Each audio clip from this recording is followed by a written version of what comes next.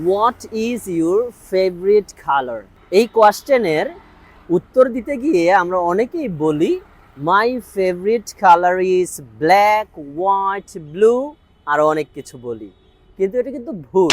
আপনি যখন একের অধিক কালার নিয়ে বলবেন তখন বলতে হবে my favourite colours are, is বলা যাবে না। তখন একের অধিক যখন বলবেন my favourite colours are black, white and blue. Got it my dears?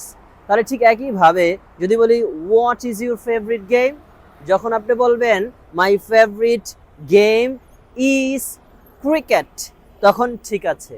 কিন্তু যখন একের অধিক বলবেন ঠিক একইভাবে বলবেন my favourite games are cricket, football and badminton.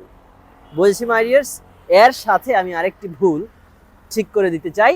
সেটা হচ্ছে আমরা অনেক সময় বলি তোমার পছন্দের ব্যক্তিকে, তখনও বলে ফেলি what is your favourite person, কিন্তু এটা কিন্তু ভুল।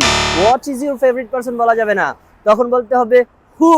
কারণ যখন আমরা ব্যক্তি সম্পর্কে বলবো তখন বলবো হু, তাহলে who is your favourite person.